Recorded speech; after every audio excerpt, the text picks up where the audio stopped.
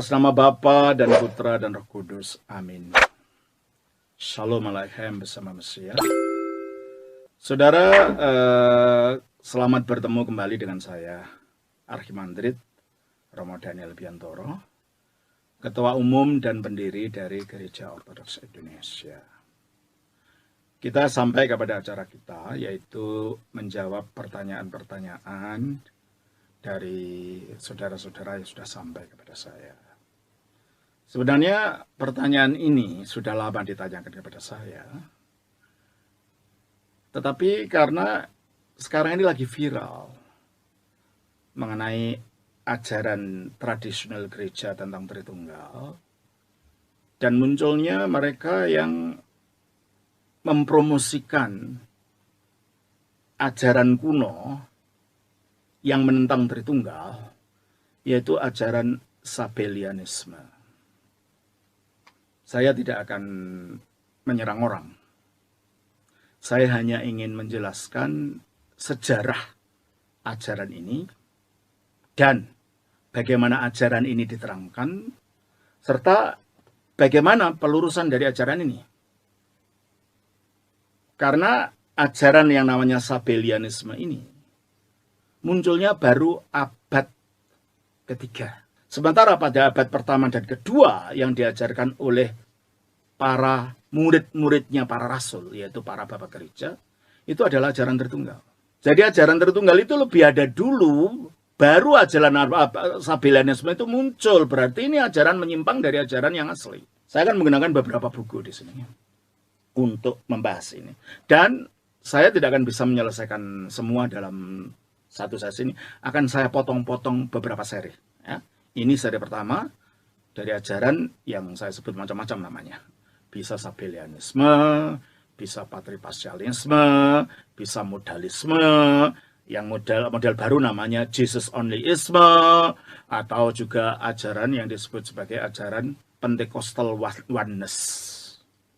Ajaran kesatuan dari aliran Pantekosta di Amerika. Ada kelompok Pantekosta di Amerika yang percaya begini.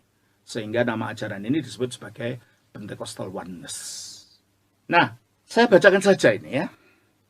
Ajaran Tritunggal itu bukan dikarang oleh suatu panitia dari suatu kumpulan orang yang jenggotnya panjang-panjang, yang mencoba untuk membuat doktrin baru dari suatu ajaran yang nanti akhirnya disebut Tritunggal. Jadi Tritunggal itu bukan karang-karangan orang yang memang sengaja, mari ngarang ajaran namanya Tritunggal. Bukan itu. Ini muncul dari pengalaman gereja Kristus, pengalaman akan Kristus yang bangkit dari mati, yang dengan kematiannya membuktikan dia itu yang berkuasa atas kematian dan kehidupan. Coba kita baca dari kisah di dalam Injil Yohanes, pasal yang ke-10, ayat yang ke-12. Bapa mengasihi aku oleh karena aku memberikan nyawaku untuk menerimanya kembali. Tidak seorang pun mengambilnya daripadaku, melainkan aku memberikannya menurut kehendakku sendiri. Aku berkuasa memberikannya dan berkuasa mengambilnya kembali. Inilah tugas yang kuterima dari Bapa. Jadi Kristus mengatakan aku aku berkuasa untuk memberikan nyawa itu, maksudnya dia mati. Dan berkuasa mengambilnya berarti dia hidup. Dan dia mati itu bukan karena seseorang yang mengambil nyawanya, enggak. Tetapi yang karena dikehendaknya sendiri. Berarti kalau dia berkehendak untuk tidak mati, ya dia punya kuasa untuk itu. Padahal dalam agama secara umum, yang punya kuasa atas hidup dan atas kematian, oleh kehendaknya sendiri, berkuasa atas itu Allah. Dan dengan bangkitnya Yesus dari kematian dan tidak mati lagi, dan itu dilakukan oleh kehendaknya sendiri, berarti Yesus itu punya kuasa atas hidup dan mati. Kita baca di dalam Roma 6 ayat 9. Karena kita tahu bahwa Kristus sesudah ia bangkit dari antara orang mati, tidak mati lagi. Maut tidak berkuasa lagi atas dia. Kalau maut tidak berkuasa atas Yesus, berarti maut dikalahkan oleh Yesus. Berarti Yesus berkuasa atas maut. Dan dengan dia bangkit, dia berkuasa atas kehidupan. Dan dalam agama secara umum, yang punya kuasa atas kehidupan dan kematian itu hanya Allah. Dan Kristus dinyatakan oleh kitab suci, bangkit dari mati dan tidak mati lagi. Maka dia punya kuasa atas hidup dan mati, berarti dia itu mempunyai sifat Allah. Dan pengalaman inilah yang dihadapi oleh para rasul itu. Jadi mereka mengalami Yesus sebagai Allah bukan karena menafsirkan kitab suci, karena waktu itu kitab sucinya tidak ada, belum ada. Ketika Yesus mati, disalibkan dan begitu, kitab suci belum ada, perjanjian baru belum ada. Kitab suci baru ditulis kemudian oleh para rasul sesudah dia naik ke surga. Berarti kalau gitu tidak mungkin mereka mengarang ajaran Tritunggal itu dari ayat ini, ayat itu ditafsirkan. Tidak, ini adalah dari pengalaman. Itu pertama yang kedua. Jadi mereka sudah tahu ada Allah yang satu, sekarang mereka mengalami Yesus menyatakan dirinya sebagai yang ilahi. Jadi pengalaman yang kedua tentang Allah, para murid itu adalah dengan Yesus yang bangkit. Dan pengalaman dengan Roh Kudus. Kita baca di dalam Kisah Rasul pasal yang kedua, ayat 1 dan 2. Ketika tiba hari Pantekosta, semua orang percaya berkumpul di suatu tempat. Tiba-tiba turunlah dari langit suatu bunyi seperti tiupan angin keras yang memenuhi seluruh rumah di mana mereka duduk. Lalu? Dan tampaklah kepada mereka lidah-lidah seperti nyala api yang bertebaran dan hinggap pada mereka masing-masing. Jadi kalau dalam perjanjian lama, ketika Allah hadir, tanda-tanda kehadiran itu selalu ada. Kalau nggak awan, kalau nggak angin, kalau nggak api, kalau nggak sinar. Dan ketika Roh Kudus turun pada hari Pantekosta ini, para rasul mengalami peristiwa seperti penampakan dalam perjanjian lama ini. Ada angin, tiupan angin, ada api, ada sinar.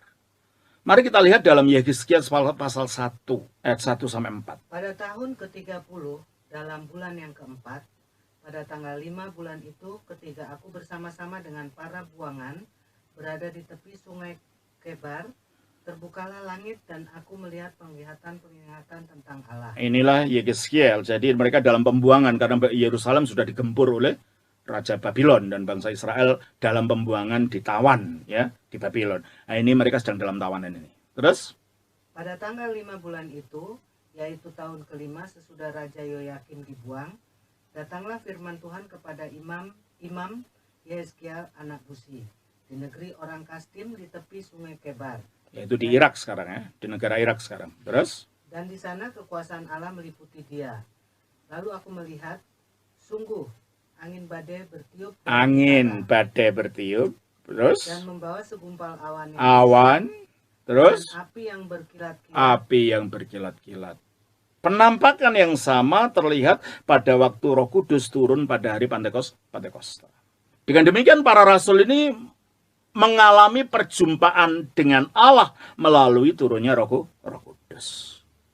Sebagai orang Yahudi mereka sudah tahu Allah itu satu. Itu pengalaman pertama. Lalu mereka menemui gurunya bangkit dari mati dan tidak mati lagi. Nah, dengan gurunya yang bangkit tidak mati lagi itu menyatakan dirinya Allah. Maka itu pengalaman yang kedua berjumpa dengan Allah. Dan yang ketiga, mereka mengalami turunnya Roh Kudus yang tanda-tandanya adalah tanda-tanda penampakan Allah. Berarti dari 3 pengalaman pertemuan perjumpaan dengan Allah inilah para rasul itu mengalami Allah. Dan dari situ, dari pengalaman itu nanti munculnya pemahaman Allah sebagai Tritunggal. Jadi Tritunggal bukan karang-karangan akibat menafsirkan ayat ini, ayat itu. Karena waktu itu terjadi, kitab suci perjanjian baru belum ada. Oleh karena itu, dikatakan keyakinan tentang Tritunggal itu muncul dari pengalaman gereja akan Kristus dan akan Roh Kudus. Dan masalah yang harus dihadapi oleh orang percaya itu akan hubungan antara Roh Kudus dan Kristus ini yang mereka alami dengan Allah dalam perjanjian lama yang mereka selama ini percayai. Dan dari sinilah akhirnya, karena mereka yakin bahwa Allah itu satu, mereka harus mendamaikan antara pemahaman mereka tentang Allah yang satu itu, yang mempunyai fungsi yang khas sebagai Sang Bapa yang mencipta, dan gurunya yang adalah anak Allah yang menebus dengan kuasanya yang menyelamatkan, serta setelah dia naik ke surga menjadi pembela, menjadi pendoa, dan juga Roh Kudus yang menghibur dan menyatakan putra. Dari pengalaman inilah mereka harus memahaminya gimana gitu loh. Dan dari situlah mereka memahaminya nanti sebagai Tritunggal. Meskipun namanya belum ada waktu itu, tapi pengalaman itu sudah ada. Oleh karena itu, para gereja, para bapak gereja, siapa sih bapak gereja itu? Bapa gereja itu adalah pelanjut-pelanjut para rasul yang menjadi murid-muridnya. Nah, salah satunya adalah, coba kita baca dari bahwa para bapa gereja, contohnya Irenaeus. Irenaeus itu muridnya Polikarpus dari Smyrna di Turki, sekarang namanya Izmir. Dan Irenaeus itu muridnya Polikarpus. Polikarpus itu muridnya Yohanes. Rasul yang menulis Injil Yohanes itu loh. Berarti kalau gitu Polikarpus Irenaeus ini mendapatkan ajarannya sebagai mata rantai dari Rasul Yohanes kepada Polikarpus gurunya dan kepada dia. Dan orang yang dekat dengan para rasul ini, ya, dalam hal ini adalah Polikarpus, itu mengajarkan tentang Tritunggal, meskipun belum diberi nama Tritunggal. Beberapa orang dari abad kedua, dari orang-orang yang disebut sebagai bapa-bapa rasulia, karena mereka kenal dengan rasul dan diajar rasul. Yang pertama adalah Ignatius. Ignatius itu adalah episkop yang ketiga di Antiokhia, yang Antiokhia di Syria, ya, pengganti dari Rasul Petrus, yang meninggal sebagai dan mati syahid di Roma pada tahun 110 Masehi. Ini yang dikatakan oleh dia. Dalam suratnya dia meninggalkan 7 surat yang dulu sebelum kitab bersuci Perjanjian Baru dikanonkan, surat ini dianggap kitab suci oleh orang Kristen. Ya. Ada 7 surat, dan di dalam salah satu suratnya ini, yaitu surat kepada gereja di Magnesia, dia mengatakan begini: oleh karena itu belajarlah untuk ditegakkan di dalam ajaran-ajaran Tuhan dan para rasulnya, sehingga segala sesuatu yang kamu lakukan akan berhasil, baik secara daging maupun secara roh, di dalam iman dan di dalam kasih pada Sang Putra dan di dalam Sang Bapa serta di dalam Roh Kudus. Perhatikan ini. Jadi Ignatius berbicara tentang Bapa, Putra, Roh Kudus ini abad kedua sebelum ada ajaran Sabellianisme. Jadi kalau gitu Sabellianisme yang percaya Allah hanya satu pribadi, yaitu Bapa lalu menjadi manusia namanya Yesus, itu ajaran baru. Bahkan di dalam gereja purba itu. Sebagai ajaran yang menyimpang dari ajarannya para murid-muridnya para rasul ini. Yang kedua, pada paruan kedua dari abad pertama, paruan kedua dari abad kedua atau abad pertama akhir, ada buku namanya Didache, yang itu juga dulu sebelum ada pengkanonan dianggap bagian dari kitab suci Perjanjian Baru. Didache ton apostolon, artinya pengajaran para rasul-rasul. Ya. Ada di situ dituliskan mengenai cara pembaptisan. Sesudah pengajaran yang kita bicarakan tadi, baptiskanlah orang di dalam nama Sang Bapa dan Sang Putra serta Sang Roh Kudus di dalam air yang mengalir. Kalau kamu tidak punya air yang mengalir, siramkan di kepala mereka 3 kali di dalam nama Sang Bapa dan Sang Putra serta Sang Roh Kudus. Ini ajaran muridnya Rasul, abad kedua. Yohanes mati abad keberapa? Abad pertama. Tahun berapa? Tahun 100. Jadi masih dekat sekali dengan zamannya para Rasul. Tidak mungkin ini karang-karangan. Ya, ajaran Tritunggal itu berasal dari para Rasul ini. Terus, tahun 155 kira-kira. Polikarpus dari Smyrna yang saya katakan tadi, yang bapak rohaninya dari Irenaeus, yang akhirnya menjadi episkop di Lyons di Prancis. Ya. Dan inilah muridnya Rasul Yohanes.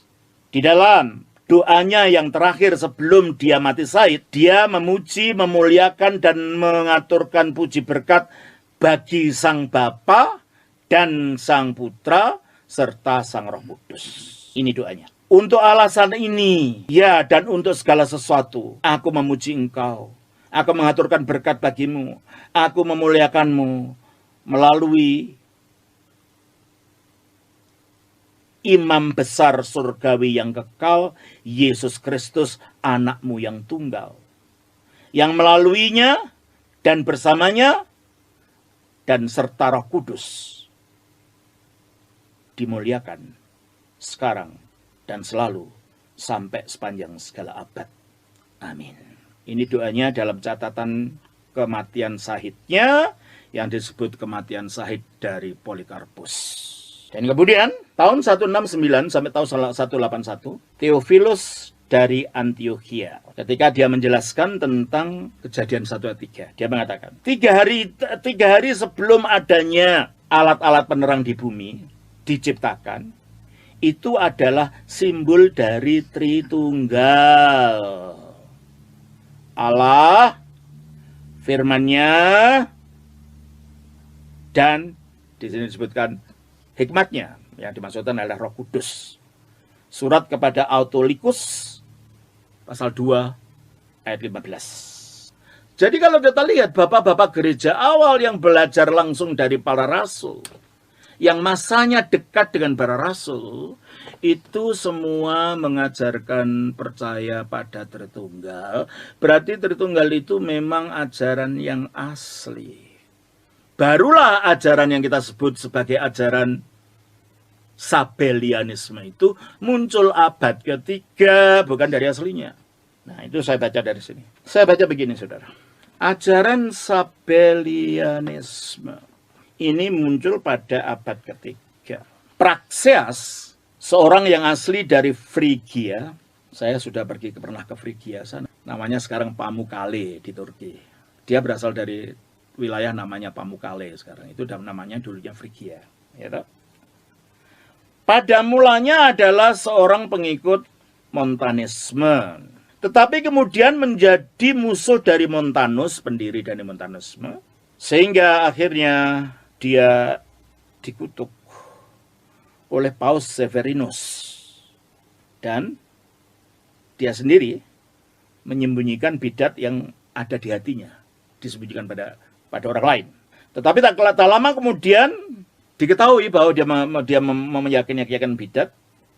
Dia akhirnya menyangkal pendapatnya, tetapi tak lama kemudian dia terang-terangan memang dia percaya itu. Dia menyangkal misteri Tritunggal. Nah, itu kan berarti tadinya ada Tritunggal kan disangkal. Berarti yang nyangkal itu datang kemudian kan, bukan aslinya. Jadi inilah ajaran Sabellianisme dimulai dengan orang namanya Praxeas ini. Ini bukan ajaran asli. Aslinya dari murid-muridnya para rasul itu adalah Tritunggal itu. Ya. Dia menyangkal misteri Tritunggal, mengatakan bahwa di dalam Allah hanya ada satu pribadi saja, hanya ada satu kodrat saja yang disebutnya Sang Bapa. Jadi ini tidak beda dengan ajaran Jesus only, tidak beda dengan ajaran namanya Oneness Pentecostal Oneness kesatuan, Pentakosta kesatuan. Yang sekarang lagi ribut, lagi rame nih. Ya makanya saya bacakan sejarahnya supaya jangan dianggap ini ajaran baru. Ini ajaran lama yang dibuang oleh gereja. Ya seperti sampah gitu kan. Sekarang ditaruh di atas piring emas lalu ditawarkan lagi pada orang. Pribadi yang hanya satu ini, kata dia, namanya Sang Bapa tadi kan, turun ke dalam rahimnya Sang Perawan Maria dan dilahirkan dari dia melalui sarana inkarnasi. Setelah jadi manusia, pribadi yang namanya Bapa tadi disebut dengan nama Yesus Kristus. Jadi menurut ajaran ini, Yesus Kristus itu penjelmaannya Bapa. Sang Bapa itu karena Allah cuma satu.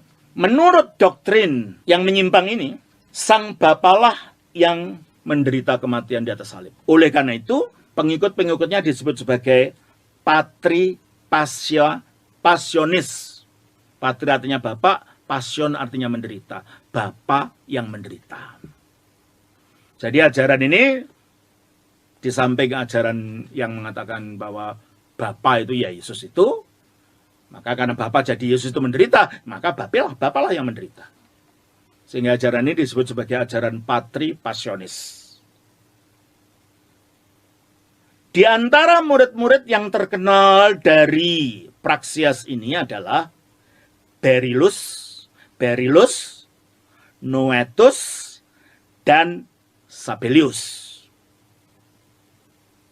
Beryllus menjadi uskup di Bostris di Arabia. Dia mengatakan bahwa Kristus sebelum inkarnasinya tidak punya keilahian. Dan di dalam inkarnasinya tidak punya keilahian dari dirinya sendiri, tetapi keilahiannya itu keilahiannya milik Bapa. Sebab Allah yang satu itu ya Bapa itu. Noel Alexander mengatakan bahwa Origenes membantah ajarannya dan membawa dia kepada iman ortodoks. Noetus lebih keras kepala di dalam kesesatan ini dan mengatakan bahwa Sang Bapa, Sang Putra, dan Sang Roh Kudus itu hanya satu pribadi dan satu Allah. Oleh karena itu, para pengikutnya diusir dari gereja. Dan dia meninggal tanpa bertobat. Sehingga dia tidak bisa dikuburkan dengan upacara Kristen. Dan yang paling terkenal dari promotor ajaran ini, yang salah ini, namanya Sabellius. Sabellius dilahirkan di Ptolemeus di Afrika dan hidup pada tahun 227. Dialah yang membuat ajaran itu menjadi terkenal dan dialah yang menyebarkan ajaran dari gurunya itu. Dan oleh karena dia yang menyebarkan kemana-mana, ajaran itu akhirnya terkenal dengan ajaran Sabellianisme. Dia menyangkal perbedaan antara tiga pribadi di dalam Tritunggal. Dan dia mengatakan bahwa itu hanya tiga nama yang membedakan perbedaan fungsi dari keilahian. Tritunggal itu katanya seperti matahari, di mana dapat dibedakan terangnya, panasnya, dan bentuknya. Meskipun matahari itu hanya satu dan sama. Terangnya itu melambangkan Sang Putra, panasnya itu melambangkan Roh Kudus, dan bentuk bulatnya itu melambangkan Sang Bapa sendiri di dalam satu pribadi saja yang mengandung di dalamnya Sang Putra dan Sang Roh Kudus. Itulah secara umum ajaran dari Sabellianisme kuno itu. Ya, saya kira itu aja dulu. Supaya tahu sejarahnya, nanti kita lanjutkan ajaran ini yang dilanjutkan di zaman modern ini dalam bentuk ajaran Jesus only. Hanya Yesus saja. Bapa ya Yesus, Roh Kudus ya Yesus, Putra ya Yesus. Itulah ajaran yang sedang viral sekarang, yang jadi permasalahan sekarang. Dan ajaran itu datangnya dari Amerika, dari aliran namanya Pentecostal Oneness. Atau aliran ini juga disebut Jesus only. Karena semuanya ya Yesus, Bapa ya Yesus, Roh Kudus ya Yesus. Namanya Jesus only. Nah, ini akan kita bahas dalam pembahasan kita. Besok kita berbicara tentang sejarah munculnya aliran Sabellianisme modern yang munculnya di Amerika dan akhirnya juga dibawa ke Indonesia yang sekarang sedang dipromosikan oleh orang tertentu dan jadi viral, jadi ramai. Kita akan bicara selanjutnya. Tuhan berkati, Sang Bapa, Putra, Roh Kudus. Amin.